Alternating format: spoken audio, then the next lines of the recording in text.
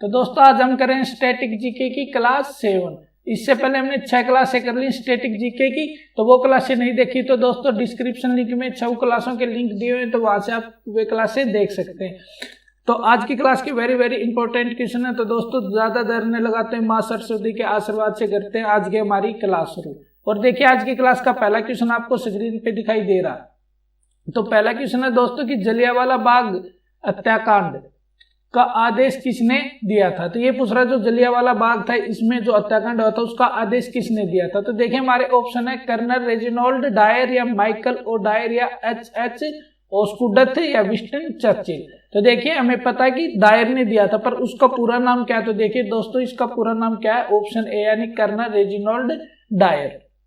यानी किसने आदेश दिया था, ऑप्शन ए यानी कर्नल रेजिनॉल्ड डायर ने। अब देखिए दोस्तों ये जलियांवाला बाग हत्याकांड से 3-4 क्वेश्चन और बनते हैं। तो देखिए वो क्या क्या है। तो सबसे पहला क्वेश्चन तो बनता है कि जलियांवाला बाग हत्याकांड कब हुआ था। तो पहला तो हमें यही पता होना चाहिए कि कब हुआ था। ये हुआ था 13 अप्रैल 1919 को, 13 अप्रैल 1919। और ये भी पता होना चाहिए कि कहाँ पे था। तो ये कौन सी जगह थी, अमृतसर। कौन सी थी, अमृतसर जगह पे ये कांड हुआ था 13 अप्रैल 1919 को। अब एक क्वेश्चन और बनता जी जो जनरल रेजिनॉल्ड डायर हैं इनको आदेश किसने दिया था वहां जाने के लिए। तो इनको किसने आदेश दिया था, तो इनको आदेश दिया था हमारे यहाँ पंजाब के लेफ्टिनेंट थे ये माइकल ओ डायर। कौन थे, पंजाब के लेफ्टिनेंट कौन थे, ये माइकल ओ डायर ने जनरल डायर को आदेश दिया था। तो आपको ये भी याद रखना है कि इनको आदेश किसने दिया था, इनको दिया था माइकल ओ डायर ने। अब आपको एक क्वेश्चन और ध्यान रखना है दोस्तों कि जो जलियांवाला बाग हत्याकांड में जो एक सभा हुई थी वो किस कारण हुई थी, या वो हुई थी हमारी एक रोलेक्ट एक्ट था, और रोलेक्ट एक्ट के प्रति, तो किसके प्रति हुई थी वो, रोलेक्ट एक्ट के प्रति। किसके प्रति हुई थी दोस्तों, रोलेक्ट एक्ट के प्रति। वहां पे एक सभा हो रही थी और उस सभा पे जनरल डायर ने जाके अंधाधुंध गोलियां चला दी और बहुत से लोग वहां पे क्या हो गए थे, कुछ मर गए थे और कुछ घायल हो गए थे। तो देखिए अब नेक्स्ट क्वेश्चन है दोस्तों, नेक्स्ट क्वेश्चन है नई दिल्ली में स्थित भारतीय संसद भवन की संरचना द्वारा तैयार किया गया था। तो ये बताना जो नई दिल्ली में जो भारतीय संसद है किसकी संरचना द्वारा ये तैयार किया गया था। तो यानी इसके वास्तुकार कौन थे। तो इसके वास्तुकार देखिए ऑप्शन दिए हैं सर एडविन लुटविंस और सर एडवर्ड बेकर और ड्यूक ऑफ कर्नाटक या सर जॉन आर्चर और एडवर्ड वोर्टले या सर क्लॉड वोर्टले और सर जॉन बेग। तो इसका राइट आंसर क्या है सर, तो इसका राइट आंसर क्या जाएगा दोस्तों, इसका राइट आंसर हो जाएगा ऑप्शन ए यानी सर एडविन लुटविन और सर एडवर्ड बेकर। तो इनके ये कौन थे, वास्तुकार थे। इन्होंने हमारी भारतीय जो संसद थी इसकी संरचना यानी इसका जो आर्किटेक्चर था वो तैयार किया था। अब देखिए दोस्तों कि जो हमारी संसद है इसकी नींव किसने रखी थी। तो इसकी नींव रखी थी ड्यूक ऑफ कर्नाट ने। ड्यूक ऑफ कर्नाट ने कब रखी थी, इसकी नींव रखी थी 12 फरवरी 1921 में। कब रखी थी दोस्तों, इसकी नींव 12 फरवरी 1921 में। और इसकी लागत भी पूछ ली जाती है परीक्षा में कि भारतीय जो संसद थी इसकी कितनी लागत आई थी बनाने में। इसकी लागत आई थी दोस्तों 83 लाख रुपए। कितनी लागत आई थी, 83 लाख रुपए। ये क्या थी इसकी लागत संसद की, ये हमारी लागत थी 83 लाख रुपए। और पूछ ले कि कितना समय इसको बनने में लगा था। तो इसको लगभग 6 वर्ष का समय, कितना लगा था, 6 वर्ष का समय लगा था। हमारी जो संसद थी, अब एक नई संसद बनाई जा रही है वो अब हमारी 2022 में बनकर तैयार हो जाएगी। उससे जितने भी रिलेटिव क्वेश्चन बनेंगे वो सभी के सभी आपको कराएंगे। तो दोस्तों आपको ध्यान रखना है कि इसके जो वास्तुकार कौन थे, सर एडविन लुटविंस और सर एडवर्ड बेकर। और पूछ ले एग्जामिनर की इसकी नींव किसने रखी तो इसकी नींव रखी थी ड्यूक ऑफ कर्नाट ने। और पूछ ले कि नींव कब रखी थी, तो कब रखी थी इसकी नींव 12 फरवरी 1921 में। तो ये थे दोस्तों इससे रिलेटिव क्वेश्चन। उम्मीद करता हूँ आपको अच्छे से क्वेश्चन समझ में आ रहे। और क्लास अच्छी लगे तो क्लास को लाइक कर दें और शेयर जरूर कर दें। देखिए नेक्स्ट क्वेश्चन हमारा, सोडियम लैंप का प्रयोग किया जाता है। तो सोडियम लैंप का प्रयोग कहाँ किया जाता है। तो देखिए ऑप्शन है पढ़ाई कक्ष में, स्ट्रीट लाइट में, ऑडिटोरियम में या लाइब्रेरी में। तो इसका राइट आंसर क्या जाएगा दोस्तों, इसका राइट आंसर हो जाएगा ऑप्शन बी यानी स्ट्रीट लाइट में। इसका उपयोग कहाँ होता है, जो सोडियम लैंप होता है इसका उपयोग होता है स्ट्रीट लाइट में। अब एक लैंप और होता है सोडियम का, सोडियम वाष्प लैंप। क्या होता है, आपने पढ़ा भी होगा सोडियम वाष्प लैंप। ये क्वेश्चन एसएससी ने पूछ लिया कि सोडियम वाष्प लैंप की जो रोशनी होती है वो कैसी होती है। तो ये आपको बताना कि दोस्तों सोडियम वाष्प लैंप होता है, इसकी रोशनी कैसी होती है, पीली। कैसी रोशनी होती है, पीली रोशनी। ये आपको ध्यान में रखना कि इससे जो रोशनी निकलती है सोडियम वाष्प लैंप से, तो वो कैसी निकलती है, तो वो निकलती है पीले रंग की। देखिए क्वेश्चन नेक्स्ट, एक हवाई जहाज किस सिद्धांत पर काम करता है। तो उम्मीद करता हूं इस क्वेश्चन तो आपने बहुत बार भी पढ़ा होगा और इस क्वेश्चन का आपको आंसर भी पता होगा। तो इसका राइट आंसर क्या है, बर्नौली के सिद्धांत पे। किसके सिद्धांत पर हवाई जहाज कार्य करता है दोस्तों, तो वो करता है बर्नौली के सिद्धांत पे। तो देखिए हमारा बर्नौली का सिद्धांत किस ऑप्शन में, ऑप्शन सी में, यानी बर्नौली के सिद्धांत पे। अब इसमें एक क्वेश्चन और होता है कि दोस्तों क्या होता है, जो जहाज आगे की ओर चलता है, जो जहाज आगे की ओर चलता है वो किस सिद्धांत पर चलता है। तो आपको ये भी पता होना चाहिए कि जो जहाज आगे की ओर चलता है वो कौन सा सिद्धांत या कौन से बल के आधार पर चलता है। तो उस बल को क्या बोलते हैं, जो जहाज आगे की ओर चलता है तो उस बल को बोलते हैं ड्रग बल। ड्रग बल, ड्रग बल से ये आगे की ओर चलता है। और जो ऊपर की ओर उठता है जहाज, उस वह कौन सा बल होता है, उस बल को बोलते हैं, जो ऊपर की ओर जहाज उठती है उस बल को क्या बोलते हैं, लिफ्ट। लिफ्ट बल, क्या बोलते हैं उसे, लिफ्ट बल। तो ये आपको ध्यान रखना दोस्तों कि हवाई जहाज किस सिद्धांत पर कार्य करता है, बर्नौली के सिद्धांत पर। और जहाज आगे की ओर चलता है उस बल को क्या बोलते हैं, ड्रैग बल। और जो ऊपर की ओर जहाज उठती है उसको क्या बोलते हैं, लिफ्ट बल। ये आपको ध्यान में रखना दोस्तों। ये इस क्वेश्चन से 3 क्वेश्चन आपको अच्छे से करा दिए हैं। तो देखिए नेक्स्ट क्वेश्चन है दोस्तों, एशिया की पहली भूमिगत जल विद्युत परियोजना भारत के निम्नलिखित राज्यों में से किस में स्थित है। तो एशिया की पहली, क्या पूछा इसने, एशिया की पहली। और एशिया की पहली जो जल विद्युत परियोजना जो भूमिगत है, जो जल विद्युत परियोजना और भूमिगत है, वो कौन से राज्य में है। तो वो कौन से राज्य में है दोस्तों, हिमाचल प्रदेश में। कौन से में है वो, हिमाचल प्रदेश में। और हिमाचल प्रदेश में उस परियोजना का क्या नाम है, तो परियोजना का आपको नाम याद रखना, परियोजना का क्या नाम है। तो परियोजना का नाम है दोस्तों संजय जल विद्युत परियोजना। क्या नाम है, संजय जल विद्युत परियोजना।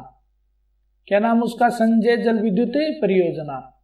और आपको यह भी ध्यान रखना ये जल विद्युत परियोजना कौन सी नदी पे है। तो आपको नदी ध्यान में रखना दोस्तों, कौन सी नदी है। और ये कौन सी नदी पे हो जाएगा, सतलज नदी पे। तो कौन सी नदी पे ये संजय जल विद्युत परियोजना, ये है सतलज नदी पे। कौन सी नदी पे दोस्तों, सतलज नदी पे। आपको ध्यान रखना कि जो एशिया की पहली भूमिगत जल विद्युत परियोजना ये कौन सी है, संजय जल विद्युत परियोजना। और ये कौन से राज्य में है, हिमाचल प्रदेश में है। और आपको ये भी याद रखना है कि कौन सी नदी पे, तो कौन सी नदी पे है, सतलज नदी पे। अब देखिए दोस्तों नेक्स्ट क्वेश्चन हमारा कि बाह्य अंतरिक्ष में यात्रा करने वाला प्रथम मानव कौन था। तो ये आई होप कि आपको इसका आंसर पता, आपने बहुत बार भी पढ़ा इस आंसर के, पर अंतरिक्ष में जाने वाला पहला यात्री कौन था। तो कौन था इसका पहला यात्री, यूरी गागरिन। तो कौन था, यूरी गागरिन। ये हमारे बी ऑप्शन में यूरी गागरिन। यूरी गागरिन किस देश का नागरिक था, तो ये किस देश का था, रूस का। ये किस देश का था, रूस का। अब इससे 2-3 क्वेश्चन और बनते हैं दोस्तों। जो यूरी गागरिन है, ये किस तिथि को गए थे, यानी किस तिथि को गए थे, ये जिस यान से गए थे वो किस तिथि को रवाना हुआ था अंतरिक्ष के लिए। तो वो रवाना हुआ था 12 अप्रैल 1961 को। किसको, 12 अप्रैल 1961 को। 12 अप्रैल 1961 को अंतरिक्ष में गए थे। अब एक क्वेश्चन और बनता है, जो अंतरिक्ष में पहला यान गया था वो कब भेजा गया था। तो पहला यान भी रूस के द्वारा भेजा गया था। किसके द्वारा भेजा गया था अंतरिक्ष में, रूस के द्वारा। और वो कब भेजा गया था, तो वो भेजा गया था दोस्तों 4 अक्टूबर 1957 को। कब भेजा गया था, 4 अक्टूबर 1957 को। और उसका नाम पूछ ले कि नाम क्या है, तो उसका नाम क्या है, स्पुतनिक फर्स्ट। क्या नाम उसका नाम, स्पुतनिक फर्स्ट। तो जो सबसे पहला अंतरिक्ष में यान गया था तो उसका नाम क्या था दोस्तों, उसका नाम था स्पुतनिक फर्स्ट। और वो कब भेजा गया था, 4 अक्टूबर 1957 को। और पूछ ले कि वो किस देश के द्वारा भेजा गया था, तो वो भेजा गया था रूस के द्वारा। और अंतरिक्ष में जाने वाला पहला अंतरिक्ष यात्री भी कौन था, यूरी गागरिन। और ये कब गया था, 12 अप्रैल 1961 को। इससे रिलेटिव इतने क्वेश्चन है ये सारे के सारे आपको अच्छे से ध्यान में रखना और 1 से 2 बार वीडियो को जरूर देख लें, ये सारे के सारे क्वेश्चन आपको क्लियर हो जाएंगे। तो चलिए दोस्तों, नेक्स्ट क्वेश्चन आ गया हमारा। क्वेश्चन है कि विश्व प्रसिद्ध तख्त ए ताउस यानी मयूर सिंहासन इनमें से किस मुगल इमारत में रखा गया था। तो हमें ये बताना जो हमारा मयूर सिंहासन था ये कहाँ रखा गया था।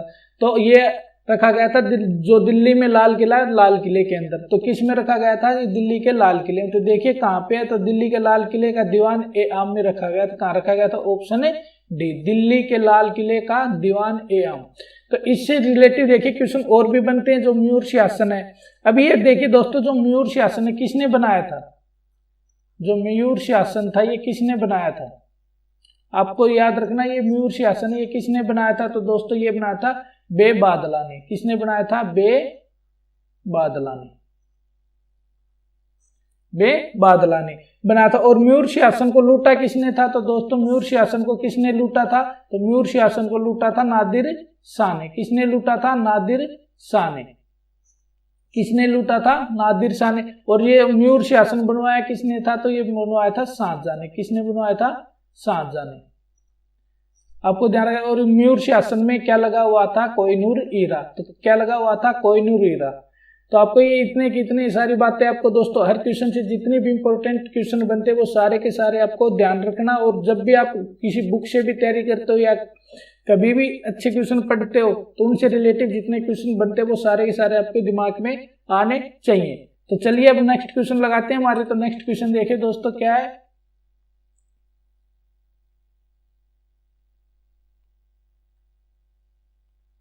तो नेक्स्ट क्वेश्चन है दोस्तों, भारत में उपनिवेश राज्य के संदर्भ में निम्नलिखित घटनाओं पर विचार करें। अब देखिए ये हमें किस में लगाने हैं? ये घटनाओं के सही क्रम में सेट करने। तो देखिए किस में करना है? घटनाओं के सही क्रम में। तो इसका सही क्रम क्या जाएगा दोस्तों? देखिए जैसे इसने कहा कि मार्लियामेंटो सुधार एक्ट, मार्लियामेंटो सुधार एक्ट। और दूसरा क्या है? कलकत्ता के स्थान पर दिल्ली का राजधानी बनना। और तीसरा क्या है? प्रथम विश्व युद्ध। और चौथा क्या है? लखनऊ पैक्ट। तो देखिए ये किसके आधार पर रखे जाएंगे? ये सन के आधार पर रखे जाएंगे। जैसे आपको पता है कि मार्लियामेंटो जो सुधार एक्ट है ये कब आया था? 1909 में। कब आया था ये? 1909 में। और ये कलकत्ता के स्थान पे जो दिल्ली राजधानी बनी थी कब बनी थी? 1912 में। कब बनी थी? 1912 में। और प्रथम विश्व युद्ध, जो प्रथम विश्व युद्ध है ये कब शुरू हुआ था? तो ये शुरू हुआ था 1914 में। कब हुआ था? 1914। और ये लखनऊ पैक्ट है ये कब आया था? तो ये आया था 1916 में। कब आया था? 1916 में। यानी लखनऊ अधिवेशन, जो कांग्रेस का लखनऊ में अधिवेशन हुआ था ये कब था? 1916 में। तो ये देखिए दोस्तों क्रम के हिसाब से, यानी पहले भी तो पहला आएगा, फिर दूसरा आएगा, फिर तीसरा आएगा और फिर चौथा आएगा। तो किस ऑप्शन में? तो देखिए पहला, दूसरा, तीसरा और चौथा किस ऑप्शन में? ऑप्शन है बी में। तो इसका राइट आंसर क्या जाएगा दोस्तों? ऑप्शन है बी, यानी 1, 2, 3 और 4। तो राइट आंसर क्या जाएगा हमारा? ऑप्शन है बी। तो चलिए अब लगाते हैं नेक्स्ट क्वेश्चन को दोस्तों। तो देखिए फ्रेंड्स, नेक्स्ट क्वेश्चन हमारा, मौलिक अधिकारों को लागू करने हेतु न्यायालय इनमें से क्या जारी कर सकता है? तो क्या जारी करता है? मौलिक अधिकारों के प्रति क्या जारी करता है? तो देखिए ऑप्शन है डिग्री, ऑर्डिनेंस, रिट और नोटिफिकेशन। तो आपको पता है कि दोस्तों मौलिक अधिकारों को जारी करने के लिए क्या करता है? रिट जारी करता है। रिट जारी करता है। जो हमारा सुप्रीम कोर्ट है, जो हमारा सुप्रीम कोर्ट है वो किस अनुच्छेद के तहत 5 प्रकार की रिट जारी करता है? अनुच्छेद 32 के तहत। कौन से अनुच्छेद के तहत? अनुच्छेद 32 के तहत। पर एक हाई कोर्ट भी जारी करता, हाई कोर्ट होता वो भी रिट जारी करता 5 प्रकार की। वो किस अनुच्छेद के तहत करता है दोस्तों? वो तो जो हमारा हाई कोर्ट है वो किस अनुच्छेद के तहत करेगा? अनुच्छेद 226। आपको ध्यान रखना दोस्तों, ये क्वेश्चन ऐसा कैसा आता है कि हाई कोर्ट किस अनुच्छेद के तहत मौलिक अधिकारों के प्रति रिट जारी करता है? तो किसके तहत करता है वो? अनुच्छेद 226 के। और सुप्रीम कोर्ट पूछ ले कि उच्चतम न्यायालय वो किसके तहत करता है? तो सुप्रीम कोर्ट करता है अनुच्छेद 32 के तहत 5 प्रकार की रिट जारी करता है। पता नहीं कितनी बार ये क्वेश्चन परीक्षा में पूछा जा चुका कि जो उच्चतम न्यायालय कितनी प्रकार की रिट जारी करता है, उच्चतम न्यायालय किस अनुच्छेद के तहत रिट जारी करता है, हाई कोर्ट है वो किस अनुच्छेद के तहत रिट जारी करता है। तो ये आपको ध्यान रखना, सुप्रीम कोर्ट है वो 32 के तहत करता है। किसके तहत करता है? 32 के तहत। और जो हाई कोर्ट है वो किसके तहत करता है? अनुच्छेद 226 के तहत। अब देखिए दोस्तों नेक्स्ट क्वेश्चन है, राइडर कप किस खेल से संबंधित है? तो राइडर कप ये किस खेल से संबंधित है? तो देखिए फुटबॉल, गोल्फ, बैडमिंटन और क्रिकेट। तो ये किससे संबंधित हो जाएगा? गोल्फ से। किससे हो जाएगा? गोल्फ से। यानी राइडर कप ये किस खेल से संबंधित है? ये है गोल्फ कप से। अब देखिए दोस्तों ये गोल्फ कप से संबंधित है, तो एक क्वेश्चन आता है परीक्षा में कि आधुनिक गोल्फ की शुरुआत किस देश में हुई थी? आधुनिक गोल्फ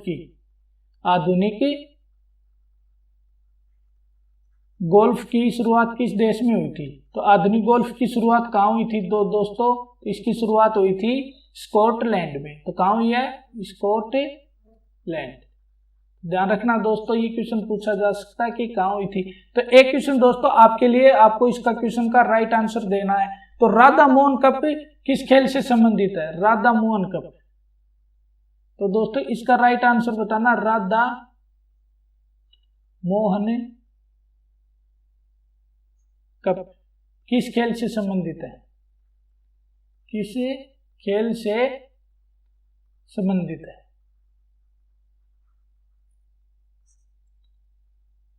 इसका आपको राइट आंसर कमेंट बॉक्स में देना दोस्तों कि जो राधा मोहन कप है ये किस खेल से संबंधित है। देखिए नेक्स्ट क्वेश्चन है, केरल का सबरीमाला मंदिर किस नदी के तट पर है? तो आपको ये बताना जो केरल में सबरीमाला मंदिर ये किस नदी के तट पर? तो ये किस नदी के तट पे दोस्तों? ये है पंपा नदी के। तो किस नदी के तट पे है? पंपा नदी के तट पे है। ये आपको याद रखना कि किस नदी के तट पर है? पंपा नदी के तट पर है। अब देखिए नेक्स्ट क्वेश्चन है, उस भारतीय गीतकार का नाम बताइए जिसने वायु प्रदूषण के बारे में जागरूकता फैलाने के लिए हवा आने दे, क्या आने दे? हवा आने दे गीत लिखा था। तो ये गीत लिखा था और ये बताना आपको किस गीतकार ने ये गीत लिखा था कि हवा आने दे। तो ये किसने लिखा था? तो दोस्तों इसका राइट आंसर क्या हो जाएगा? इसका राइट आंसर हो जाएगा स्वानंद किरकिरे। किसने लिखा था ये? स्वानंद किरकिरे ने। तो किसने लिखा था? Option D. ऑप्शन डी इस हमारे क्वेश्चन का राइट आंसर हो जाएगा स्वानंद किरकिरे। तो नेक्स्ट क्वेश्चन देखिए दोस्तों, रबड़ के वल्कनीकरण में प्रयुक्त सल्फर का प्रतिशत क्या है? तो रबड़ के जो वल्कनीकरण किया जाता है उसमें सल्फर मिलाया जाता है, उसका प्रतिशत कितना है? तो उसका देखिए ऑप्शन है 5%, 3%, 30%, 55%। तो इसका राइट आंसर क्या है दोस्तों? इसका राइट आंसर है 5%। वल्कनीकरण में कितना प्रतिशत मिलाया जाता है? 5%। और एक क्वेश्चन पूछा जाता है परीक्षा में कि रबड़ को कठोर करने के लिए रबड़ में क्या मिलाया जाता है? कठोर करने के लिए क्या मिलाया जाता है? कठोर करने के लिए क्या मिलाया जाता है? तो कठोर करने के लिए सल्फर मिलाया जाता है। रबड़ में क्या मिलाया जाता है? सल्फर मिलाया जाता है। और सल्फर का उपयोग और भी उपयोग होता है दोस्तों। सल्फर का और उपयोग कहाँ कहाँ होता है? तो वे देखिए, एक तो कीटनाशक पदार्थ बनाते हैं। किसमें बनाते हैं? कीटनाशक पदार्थों में उपयोग किया जाता है दोस्तों।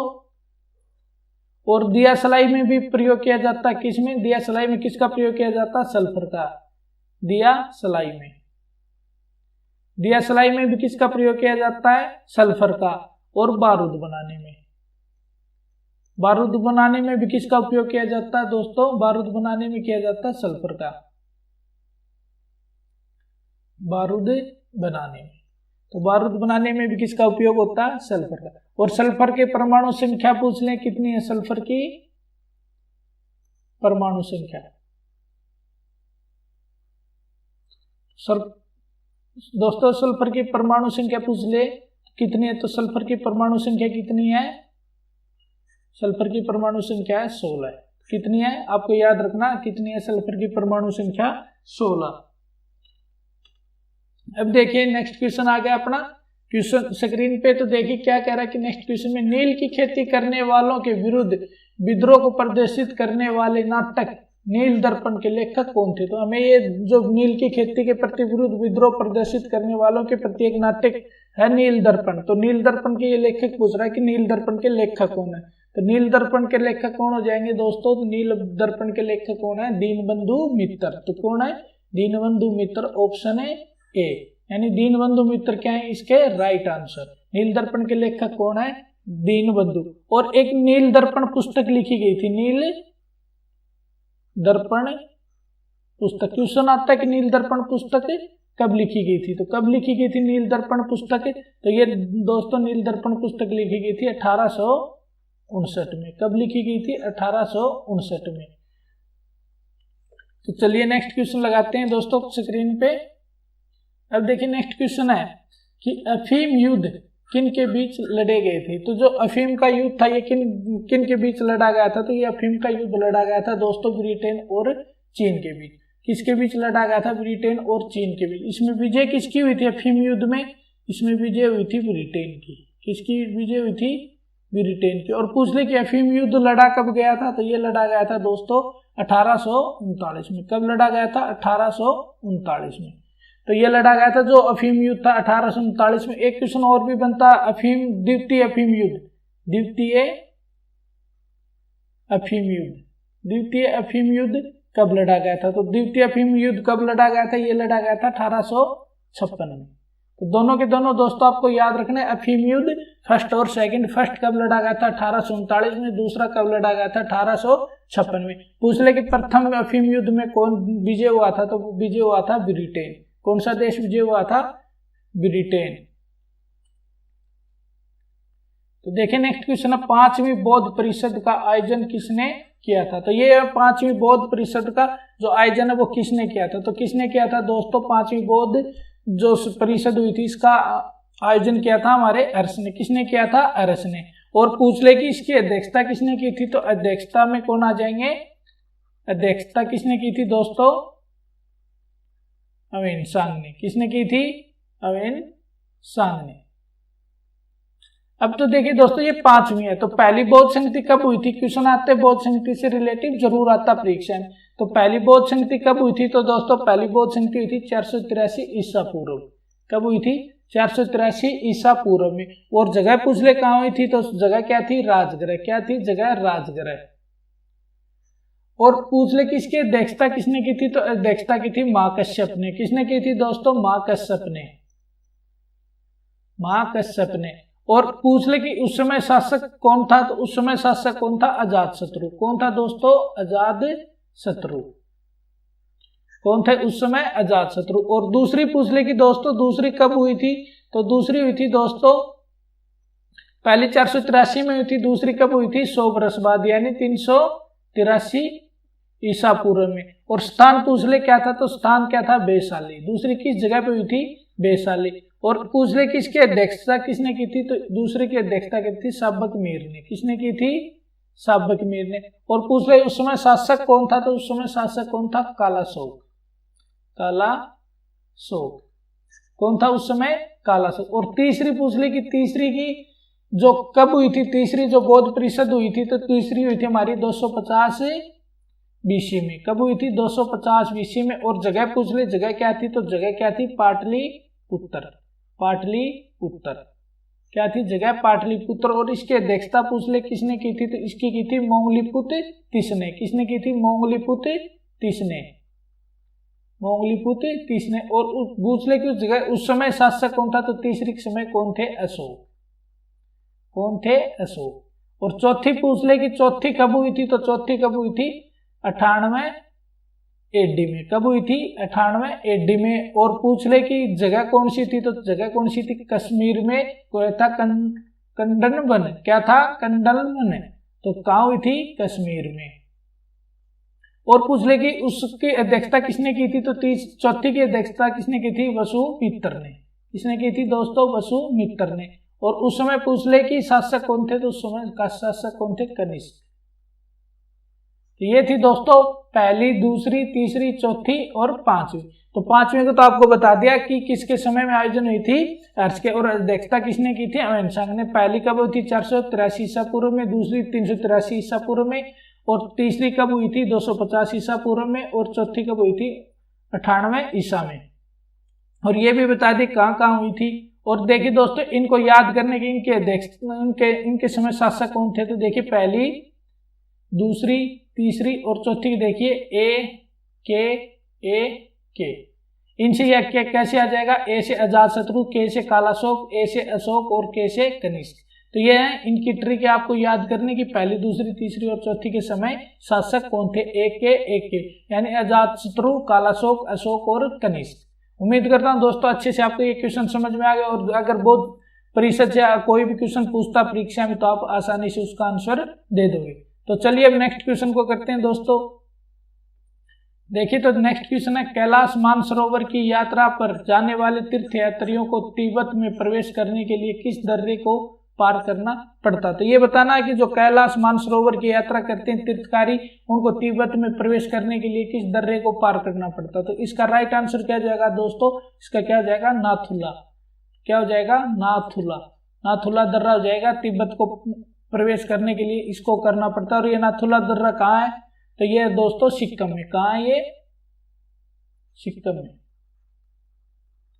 कहाँ दोस्तों? सिक्किम में। इसको याद भी कैसे करते हैं? नत्थु का सिक्का जल गया। क्या हो गया? नत्थु का सिक्का जल गया। तो नत्थु से तो क्या हो जाएगा? नाथुला दर्रा, सिक्का से क्या हो जाएगा? सिक्किम। तो नेक्स्ट क्वेश्चन देखिए दोस्तों। नेक्स्ट क्वेश्चन है, सबसे जहरीली मछली कौन सी है? तो ये पूछ रहा है कि सबसे जहरीली मछली कौन सी है। तो ऑप्शन देखिए, पफ्फर मछली, पिरांस मछली, पोर्कुपाइन मछली और क्या है? एंगलर मछली। तो इसका राइट आंसर क्या हो जाएगा? ऑप्शन है ए यानी पफ्फर मछली। और ये कहाँ पाई जाती है दोस्तों? जापान में। कहाँ पाई जाती है? जापान में। और ये सबसे ज्यादा जहरीली मछली होती है दोस्तों। क्या है ये? पफ्फर मछली। तो दोस्तों आज की क्लास में ये हमारे 20 क्वेश्चन थे। उम्मीद करता हूँ दोस्तों आपको अच्छे से सारे के सारे क्वेश्चन अच्छे से समझ में आए और क्लास भी आपको अच्छी लगी है, वीडियो भी आपको बहुत पसंद आई होगी। अगर दोस्तों आपको वीडियो पसंद आई तो वीडियो को लाइक, शेयर और कमेंट जरूर कर दें। अगर अभी तक आपने चैनल को सब्सक्राइब नहीं किया तो चैनल को सब्सक्राइब जरूर कर दें, साथ में बेल आइकन को ऑल पे प्रेस कर लें। तो आज की क्लास में इतना ही दोस्तों, मिलते हैं नेक्स्ट क्लास में एक अच्छे क्वेश्चनों के साथ। आज के लिए अलविदा। अच्छे से पढ़ते रहिए और अच्छे से तैयारी करते रहिए। Thank you.